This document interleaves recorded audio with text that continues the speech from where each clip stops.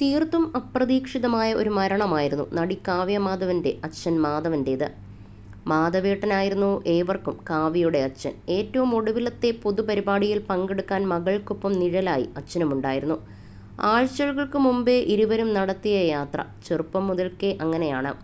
കാവ്യയെ ഇന്ന് കാണുന്ന നിലയിലേക്ക് എത്തിച്ചതിൽ അദ്ദേഹത്തിനുള്ള പങ്ക് ചെറുതല്ല. ബാലതാരമായുള്ള അരങ്ങേറ്റം മുതൽ നായികയായുള്ള ഏറ്റവും ഒടുവിലത്തെ ചിത്രം വരെയും മാധവേട്ടനാണ് കാവ്യയ്ക്ക് നിഴലായി ഒപ്പമുണ്ടായിരുന്നത്. മകൾ പലവിധ സാഹചര്യങ്ങളിലൂടെ കടന്നുപോയപ്പോഴും ഊണും ഉറക്കവും എല്ലാം ഉപേക്ഷിച്ച് കൂട്ടിരുന്ന അച്ഛൻ കൂടിയാണ് അദ്ദേഹം.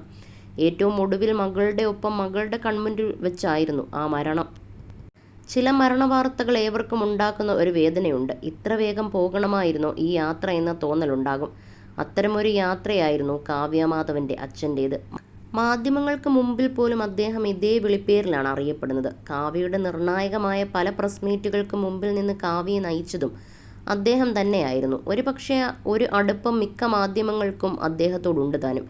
എന്നാൽ ഇക്കഴിഞ്ഞ ദിവസം ചില ഓൺലൈൻ മാധ്യമങ്ങളോട് കാവ്യയുടെ വീട്ടുകാർ ചെയ്തത് തന്നെയാണ് ശരിയായ രീതിയെന്നാണ് ഇപ്പോൾ സോഷ്യൽ മീഡിയയുടെ അഭിപ്രായം. തീർത്തും വൈകാരിക മുഹൂർത്തങ്ങളെയെല്ലാം കാഴ്ചയാക്കുന്ന ചില ക്യാമറ കണ്ണുകളെ വിലക്കിയ രീതി അക്ഷരാർത്ഥത്തിൽ കയ്യടി അർഹിക്കുന്ന കാര്യമാണ്. ചാനൽ റീച്ചിനു വേണ്ടി മൊബൈൽ ക്യാമറകളിൽ പോലും വൈകാരിക നിമിഷങ്ങൾ പകർത്തിയെടുത്ത് പുറം ലോകത്തെത്തിക്കുന്നത് തീർത്തും പ്രൈവസിയിലേക്കുള്ള കടന്നുകയറ്റം കൂടിയാണ്. അത്തരം കടന്നുകയറ്റങ്ങൾക്കൊരു തടയിടൽ കൂടിയാണ് ഇക്കഴിഞ്ഞ ദിവസം കാവ്യയുടെ വീട്ടിൽ സംഭവിച്ചത്. കാവ്യയുടെ വീട്ടിലേക്ക് നിറകണ്ണുകളോടെ വരുന്ന താരങ്ങളെ കണ്ടോ എന്ന രീതിയിൽ ചില വീഡിയോസ് വന്നതൊഴിച്ചാൽ കുടുംബാംഗങ്ങളുടെ നിസ്സഹായത എവിടെയും തുറന്നു കാണിക്കാൻ കുടുംബം അനുവദിച്ചില്ല. അതുതന്നെയാണ് ഏറ്റവും പ്രശംസനീയമായ കാര്യം. മാധവേട്ടൻ്റെ മരണം ഇപ്പോഴും അദ്ദേഹത്തിൻ്റെ വേണ്ടപ്പെട്ടവർക്ക് ഉൾക്കൊള്ളാൻ കഴിഞ്ഞിട്ടില്ല. അത്രയും ആരോഗ്യവാനായി എല്ലാ കാര്യങ്ങളും ചെയ്തിരുന്ന അദ്ദേഹം കൊച്ചുമക്കൾക്കൊരു കൂട്ടുകാരനെ പോലെ മക്കൾക്കൊപ്പം എന്തിനും ഏതിനും കൂട്ടുനിന്ന ഒരു അച്ഛൻ കൂടിയായിരുന്നു.